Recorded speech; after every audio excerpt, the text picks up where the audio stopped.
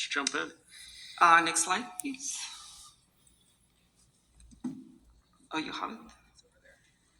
Oh, here we go. Oh, okay. So very generally, this is where the urban village is located. It's in the south side of the city. Generally, is located within a quarter mile of the Capital Caltrain station. It is on Monterey. You can see in the exhibit the Caltrain line, and it's basically 16 acres of land at the intersection of Monterey and Fern Drive, generally speaking. So very briefly, a background of this Capital Caltrain Urban Village. This effort was identified by the Monterey Corridor Working Group. So staff was directed to start this planning process. And one of the reasons why this effort started was number one, based on the Capital Caltrain service improvements. As some of you know, they are projected to have an increase of weekday passengers trains by 2040, basically about 1,700 passengers. There's an increase in the high-speed rail service projections. To get a sense of how big this plan is 16 acres. What you see there in the slide is the projected capacity is about 30,000 square feet of commercial and 700 dwelling units. This is an area plan that it will be adopted with conforming rezoning. Very briefly, the planning process was about a year. Was a very important process we did with the community. Some highlights about the community outreach process we did. We did a notification within 1,000 feet. That is approximately 3,000 properties. We issue about 4,000 mailings, and we had 2 community workshops. It was attended about 30 plus community members. But we also did a dedicated website, social media, and so forth. So we had the Planning Commission presentation on November the 8th, and we are here this afternoon for you for adoption of the plan. Just very, very briefly, what this plan is all about, how it fits into the context of the city. Capital Caltrain is identified as a regional transit urban village. This is because of the proximity to the Caltrain station and the service projections.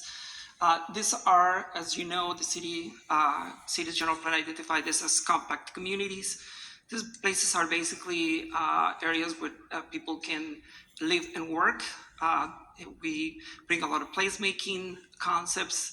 The idea is just reduce traffic, auto use, and greenhouse gas emissions. These are places to walk, bike, take transit, and the idea is just that these places foster economic development.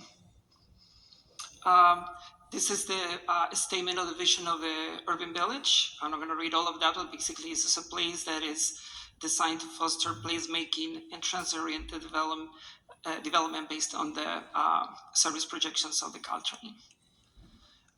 As is typical in urban village plans, we create some guiding principles that stem from the vision statement. So principle number one is the idea to promote commercial development. This is basically at the intersection of Fern and Monterey. Principle two is the idea to create a central open space corridor or paseo that Eric is going to talk a little bit more about that. Principle number three is the idea of enhancing pedestrian safety and priority. This connects with some of the direction that the Monterey Corridor Working Group gave us. Principle four is the idea of fostering housing development, and this is the 700 units that, by the way, that capacity was identified also as part of the Monterey Corridor Working Group. With that, I'm going to pass it to Eric, who is going to present the rest of the presentation. Thank you. Thank you, Charlotte, for the detailed introduction and background. I'll kick off talking about the urban village plan, starting with land use here. Here's the graphic that Charlotte showed earlier. This is a quarter acre surrounding the Caltrain station with the general plan capacities on the left of the screen. And in order to accommodate these capacities, we implemented 2 primary land uses, the urban village land use in the northern block north of Farron Drive and the urban residential district, which is south of Farron Drive in the tan color. And in order to preserve existing commercial uses, we left the neighborhood community commercial uses as well as the mixed use neighborhood and used a floating park in order to accommodate open space desires that were voiced by the community. This arrangement would allow for the highest intensity of development on the blocks which are both nearest to the Caltrain Transit, bus transit station, as well as where these sites are most developable. Visualized further, here's the urban village at the top of the screen, where you can see what we are envisioning as a maximum of 90 feet and a maximum of 130 dwelling units per acre. That would be somewhere in the vicinity of 7 feet at a maximum, depending on construction techniques, and likewise at the bottom of the screen, urban residential at 95 dwelling units per acre at 70 feet, somewhere in the vicinity of 6 stories in height, depending again on development or construction techniques. In this diagram, we can see heights tapering down from the north of the urban village down to 45, again, respecting what I mentioned as intensity, most intense at the north of the site. Now I'll begin a short discussion of urban design. So our urban design framework is largely centered around the intersections of the urban village, Rancho Drive and Farron Drive, both with Monterey Road.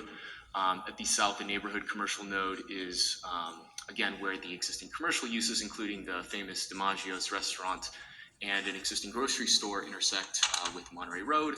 And as you can see at the top, where Farron Drive intersects with the Caltrain station, as well as what we are proposing as ground level activated uses.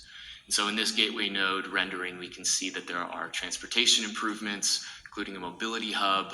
We can also see the park, which I'll discuss later, as well as ground level retail above, ground level retail below residential uses, as well as a VTA shared parking facility where an existing Caltrain park and ride exists.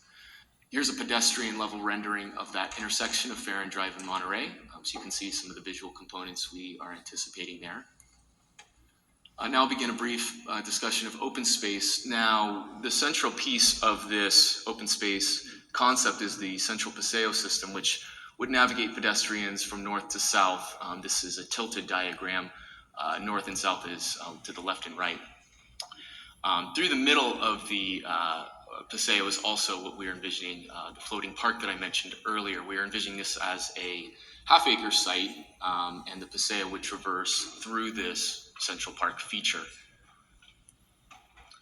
Moving on to circulation and streetscape for Capital Caltrain Urban Village. So this is Farron Drive now.